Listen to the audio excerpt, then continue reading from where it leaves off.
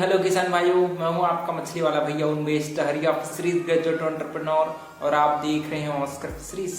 किसान भाइयों, एक मेरे किसान भाई है, उसने मेरे वीडियोस में कमेंट किया है कि sir DAP, urea, single super phosphate, ये जो उर्वरक है उसको हम लोग कैसे तालाब में उपयोग कर सकते हैं और इससे हमारे मछलियों को क्या क्या फायदा होता है और कितना हम लोग DAP, urea, single super phosphate अपने तालाब में प्रयोग करें, इसके बारे में थोड़ा सा बताइए।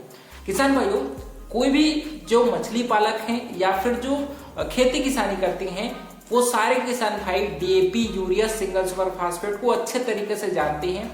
क्योंकि देखिए, इससे होता क्या है, जब हम खेत में इसका प्रयोग करते हैं तो ये आपके पौधों के जड़ों में पहुंच करके उसके ग्रोथ को प्रमोट करती है, साथ ही साथ आपके मिट्टी की फर्टिलिटी को, उर्वरकता को बढ़ाती है।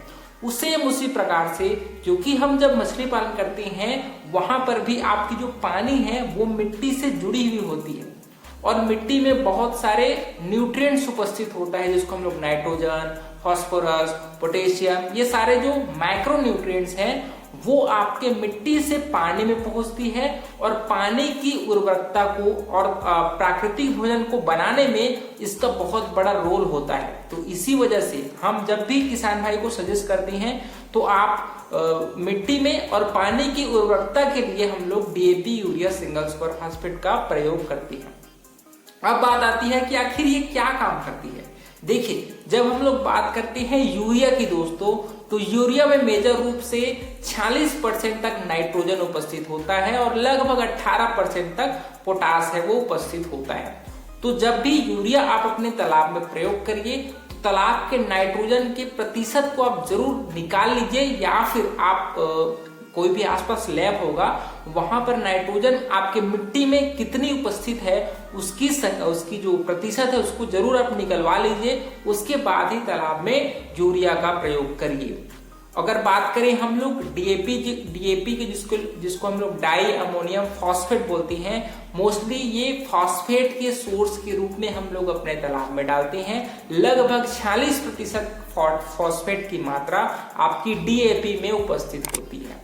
पोटेशियम सोर्स के रूप में हम लोग पोटेशियम सल्फेट का प्रयोग करते हैं दोस्तों। जो हम लोग जो पोटास तालाब में प्रयोग करते हैं ना, जिसको हम लोग लाल दवा बोलते हैं, ये तालाब में पोटेशियम सोर्स के रूप में तालाब में डाला जाता है।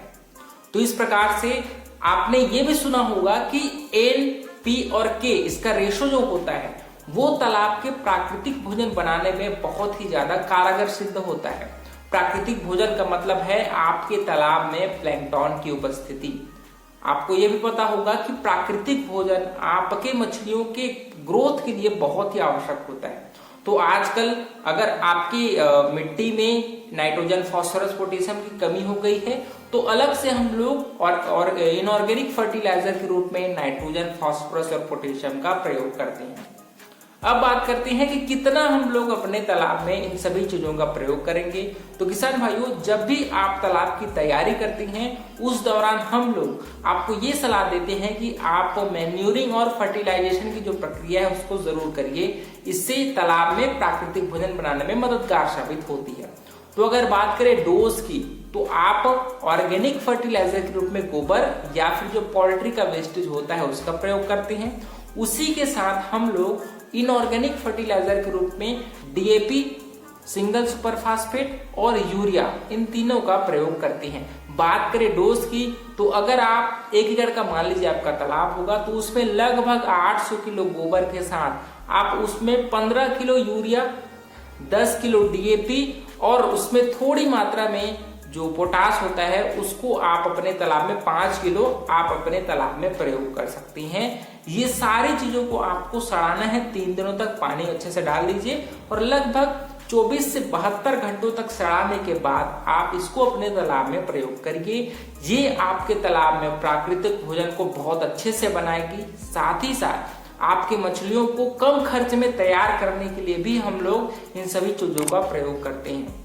तालाब की तैयारी के अलावा जब आप बच्चा तालाब में छोड़ देते हैं उसके बाद भी आपको महीने में कम से कम एक बार लगभग 5 किलो यूरिया, 5 किलो डीएपी और 5 किलो सिंगल सुपर फास्फेट के साथ लगभग 25 किलो आप उसमें सरसों की खली और लगभग 15 किलो आप उसमें राइस ब्रान, उसकी इन सभी चीजों को मिला करके 1 से 2 दिन सड़ा करके भी आप लगभग महीने में एक बार इस डोज को अपने तालाब में जरूर डालिए, ताकि प्राकृतिक भोजन है वो अच्छे से आपके तालाब में बना रहे और कम खर्च में आपकी मछलियां अच्छे से तैयार हो जाए।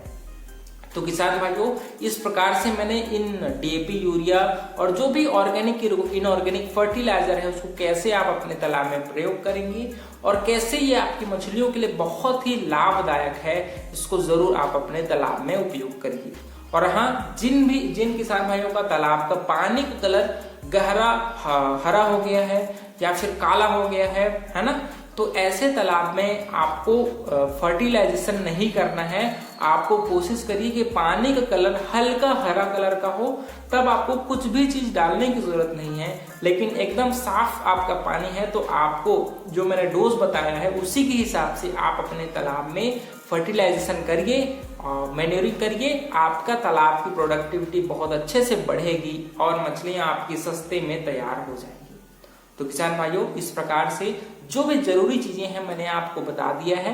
और अगर आपको वीडियो अच्छा लगा होगा तो वीडियो को लाइक जरूर करिए। ऑस्कर फिशरीज पर नए हैं तो चैनल को सब्सक्राइब करना बिल्कुल मत भूलिएगा। मिलते हैं अगले वीडियो में किसान भाइयों, तब तक के लिए बड़ों का सम्मान करिए, छोटों को प्यार करिए और खुद का ढेर सारा ख्याल रखिए। Thank you, thanks for watching.